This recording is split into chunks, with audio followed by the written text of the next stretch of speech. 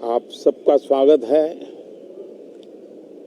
सावन का पवित्र मास चल रहा है और इस बार तो डबल सावन है और इसलिए सावन की अवधि भी जरा ज्यादा है। और सावन मास पवित्र संकल्प के लिए, पवित्र कार्यों के लिए बहुत ही उत्तम माना जाता है। और आज जब लोकतंत्र के मंदिर में इस सावन के पवित्र मास में मिल रहे हैं तो ये लोकतंत्र का मंदिर ऐसे अनेक पवित्र कार्य करने के लिए इससे बड़ा उत्तम अवसर नहीं हो सकता है। मुझे विश्वास है कि सभी माननीय सांसद मिलकर के इस सत्र का जनहित में सर्वाधिक उपयोग करेंगे।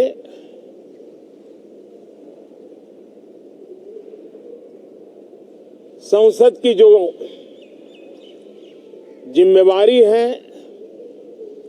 और संसद में हर सांसद की जो जिम्मेवारी है, ऐसे अनेक कानूनों का बनाना, उसकी विस्तार से चर्चा करना बहुत ही आवश्यक है। और चर्चा जितनी ज्यादा होती है, चर्चा जितनी ज्यादा पैनी होती है, उतना जनहित में दूरगामी परिणाम देने वाले अच्छे निर्णय होते हैं। सदन में जो माननीय सांसद आते हैं वो धरती से जुड़े हुए होते हैं, जनता के दुख दर्द को समझने वाले होते हैं। और इसलिए जब चर्चा होती है तो उनकी तरफ से जो विचार आते हैं वो जड़ों से जुड़े हुए विचार आते हैं। और इसलिए चर्चा तो समृद्ध होती है, निर्णय भी सशक्त होते हैं, परिणामकारी होते हैं। और इसलिए मैं सभी राजनीतिक दलों को, सभी माननीय सांसदों को इस सत्र का भरपूर उपयोग करके जनहित के कामों को हम आगे बढ़ाएं।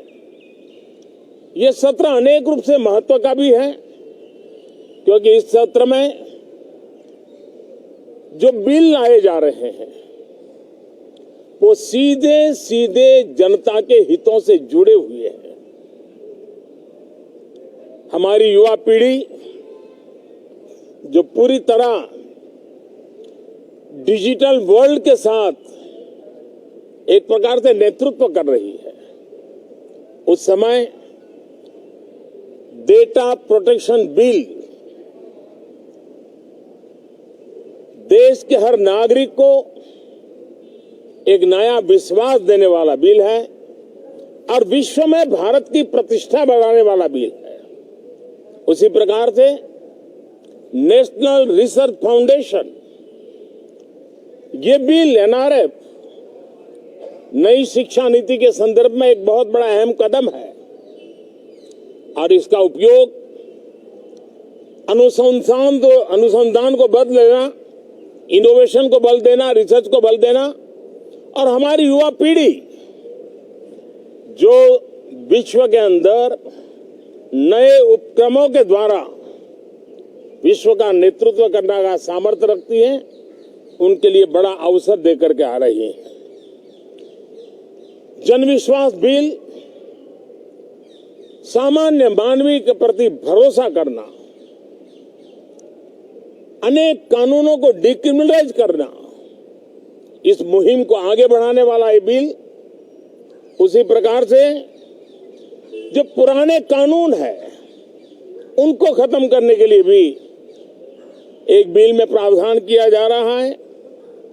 हमारे यहाँ सदियों से एक परंपरा रही है कि जब विवाद हो तो संवाद से सुलझाया जाए।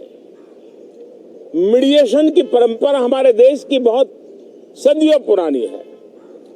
उसको अब कानूनी आधार देते हुए मीडिएशन बिल लाने की दिशा में इस सत्र का बहुत बड़ा उपयोग है, जो अनेक विवादों से सामान्य मानवीय से लेकर के असामान्य संजोगों को भी मिल बैठकर के सुलझाने का एक मजबूत नींव बनाएगा। इसी प्रकार से डेंटल मिशन को लेकर के एक बिल जो हमारे डेंटल कॉलेजेस के लेकर मेडिकल के छात्रों के लिए एक नई व्यवस्था को आकार देगा।